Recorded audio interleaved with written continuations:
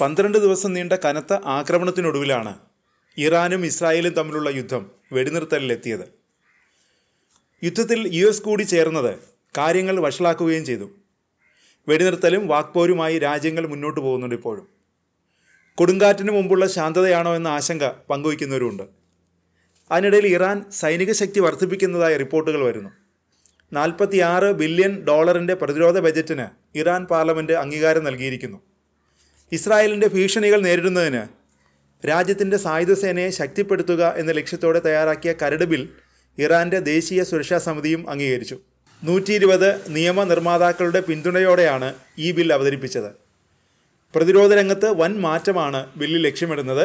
ഇതിനായി വിപുലമായ സൈനിക തയ്യാറെടുപ്പും ധനസഹായവും പ്രതിരോധ മേഖലയ്ക്കായി ബില്ലിൽ വ്യവസ്ഥ ചെയ്യുന്നുണ്ട്. പ്രധാന സൈനിക നേതാക്കളും പ്രതിരോധ ഉദ്യോഗസ്ഥരും ചർച്ചകളിൽ പങ്കെടുത്തു. കഴിഞ്ഞ വർഷം ഇറാൻ പ്രതിരോധ ബജറ്റിൽ 200% വർധനവ് പ്രഖ്യാപിച്ചിരുന്നു. പിന്നാലെയാണ് പ്രതിരോധ മേഖലയിൽ വൻ കുതിച്ചുചാട്ടം ലക്ഷ്യമിട്ടുള്ള ബിൽ തയ്യാറാക്കിയിരിക്കുന്നത്.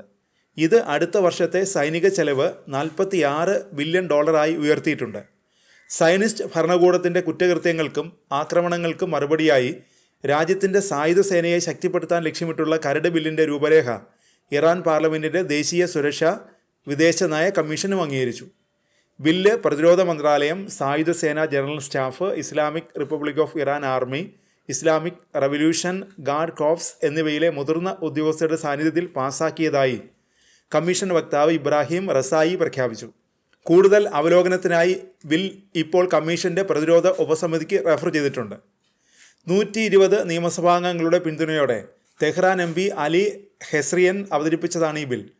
2025-26 വർഷത്തെ പ്രതിരോധ ബജറ്റിൻ്റെ പൂർണ്ണമായ വിഹിതം വിതരണം ചെയ്യുന്നതിനൊപ്പം മുൻ സാമ്പത്തിക വർഷത്തിലെ കുടിശ്ശിക ഫണ്ടുകളും നിർബന്ധമായി നൽകണമെന്ന് ബിൽ വ്യവസ്ഥ ചെയ്യുന്നു. ബിൽ പ്രതിരോധ പദ്ധതികൾക്ക് പൂർണ്ണമായ ധനസഹായം ഉറപ്പാക്കും. സംസ്ഥാന ആസൂത്രണ ബജറ്റ് ഓർഗനൈസേഷനും പെട്രോളിയം മന്ത്രാലയവും ധനസഹായം ഉറപ്പുവരുത്തുകയും വേണമെന്നും ബില്ലിൽ വ്യവസ്ഥയുണ്ട്. കഴിഞ്ഞ ദിവസം വിദേശകാര്യമന്ത്രി അബ്ബാസ് അരാങ്ചി ഇറാനെതിരെ ഐക്യരാഷ്ട്രസഭയുടെ ഉപരോധങ്ങൾ പുനഃസ്ഥാപിക്കാനുള്ള നീക്കവുമായി മുന്നോട്ടു പോകരുതെന്ന് താക്കീത് നൽകിയിരുന്നു. അങ്ങനെ ചെയ്താൽ പിന്നീട് ഇറാൻ്റെ ആണവ പദ്ധതികളിൽ ഒരു തരം ഇടപെടലും അനുവദിക്കില്ലെന്ന് അരാങ്ചി മുന്നറിയിപ്പ് നൽകി. അതായത് ഇറാനെതിരെ ഉപരോധ വാളുമായി ഇനി വരരുതെന്നാണ് ഇറാൻ്റെ താക്കീത്. ഇറാനെതിരെ വാളെടുക്കുന്ന യൂറോപ്യൻ രാജ്യങ്ങളോടാണ് അരാങ്ചിയുടെ ശക്തമായ മുന്നറിയിപ്പ്. UK, ഫ്രാൻസ്, ജർമ്മനി തുടങ്ങിയ രാജ്യങ്ങൾ തെറ്റിദ്ധാരണ സൃഷ്ടിക്കുകയാണെന്ന് അദ്ദേഹം മുന്നറിയിപ്പ് നൽകി. US-മായി നടന്നുകൊണ്ടിരിക്കുന്ന പരോക്ഷ ചർച്ചകൾക്കിടയിലും ഇറാൻ ഈ രാജ്യങ്ങളുമായി ബന്ധം നിലനിർത്തുന്നുണ്ട്. യൂറോപ്പിന് ഇപ്പോഴും നയതന്ത്രത്തിൽ ഒരു പങ്ക് വഹിക്കാനുണ്ടെന്നും അരാങ്ചി തുറന്നു സമ്മതിച്ചു.